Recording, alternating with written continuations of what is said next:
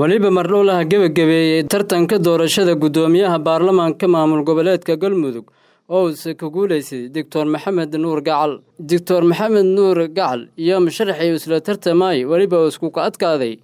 konton iyo afar cod Meela Cabdinaasir Aadan Cusmaan usuna helay 34 cod. waa 89 sidaana codadkii loo kala helay Cabdinaasir Aadan Cusmaan wuxuu helay 34 cod Dr. Maxamed Nuur Gacalna wuxuu helay 54 cod hal codna waa xumaad sidaas daraadeed gudoomiyaha dawlad goboleedka Galmudug oo sharciga waa baarlamaanka waa Maxamed Nuur Gacal gudoomiyaha ku meel gaarka ahay baarlamaanka Galmudug guddiga doorashooyinka bahda saxaafadda ciidamadayna qalabka sida heer federaal iyo heer dawlad goboleed marti sharafka ka soo qayb galay munaasabadan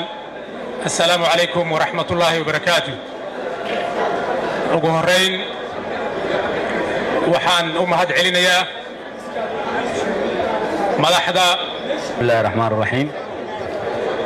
bismillahir rahmaanir rahiim waxaan ku dhaaranayaa magaca ilaahay inaan xilkayga u gudanayo si daacad ah oo danta diinta dadka iyo dalka ku jirto dhowrayana dastuurka dawlad goboleedka Galmudug iyo tan qaranka xilka gudoomiye ku xigeenka koowaad waliba aan tartamay lama musharax oo shalay Abdullaahi Xirsi Maxamed iyo Saadiq Sheekh Yuusuf Ibraahim codbixinta kureed waliba doorashada gudoomiye ku xigeenka koowaad ee baarlamaanka Galmudug ka guuleysiday Abdullaahi Xirsi Maxamed usoo helay 59 cod Meela musharaxii tartamay ee hay Saadiq Sheekh Yuusuf Ibraahim usoo helay 29 cod walibana xumaaday hal cod xildhibaan Abdullaahi Xirsi Maxamed wuxuu helay 52 cod 59 cod عفوا ها صاحبي هل حبنا وحماتي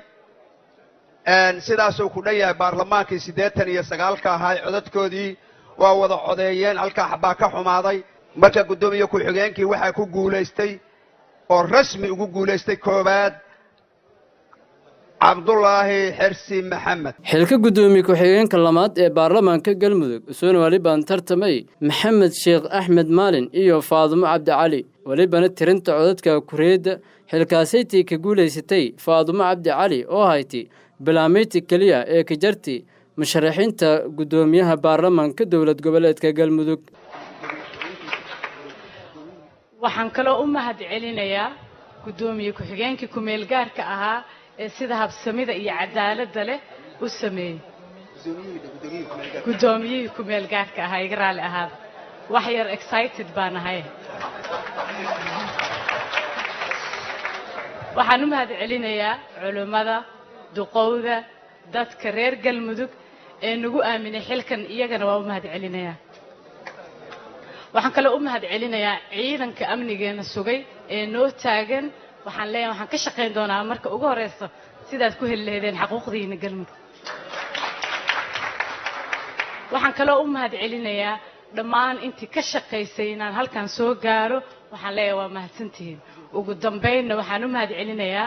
dawladda federaalka oo ugu horeeyay madaxweynaha jamhuuriyadda Cabdullaahi Farmaajo wasiirka wasaaradda arrimaha gudaha dawladda federaalka Soomaaliya iyo gabagabadii meelaseyti ku hadlay usoona ku horeyntii ban hambaliyay dhammaan gudoonka cusub ee baarlamaanka Galmudug Sheekh Saadiq ama waa xildhibaan raali ahaada xildhibaan Maxamed Sheekh Axmed Maalin xildhibaan Saadiq Sheekh Yuusuf Sheekh Ibraahim iyo xildhibaan Cabdinaasir Aadan Cusmaan dadnimadii iyo aqoonsigii ay halkan ka sameeyeen inay dadkii la tartamay oo guuleystay u hambalyeeyaan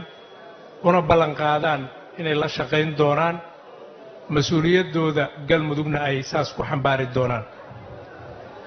waxaan rabaa inaan bogaadiyo oo u hambalyeeyo aan u hormariyo gabadha keliya oo guddoonka ku jirta faadumo cabdi cali aan ku xijiyo cabdulaahi xersi maxamuud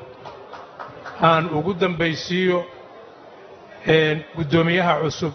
dr maxamed nuur gacal dhammaantood waa bogaadinaynaa waxaanan ugu ducaynaynaa in ilaahay la fududeeyo xilka cusub ay qaadeen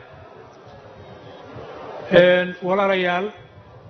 sida hore loo sheegay hadda waqti badan looma hayo oo looga hadlo processkan soo bilowda bishii 6 sanadkii hore iyo meelihii uu soo maray waxaa ilaahay mahadiisa dib u heshiisiina laga gaaray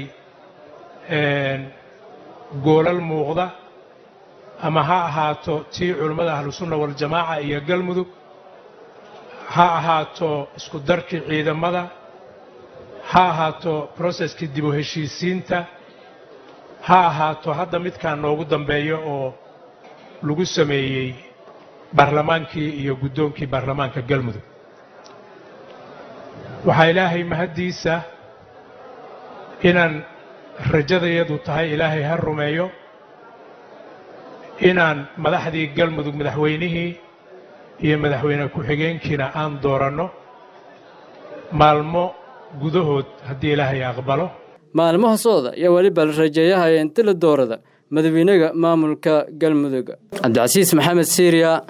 raadiyaha iyo TV-ga dowlad goboleedka koonfur galbeed magaalada Baydhabo.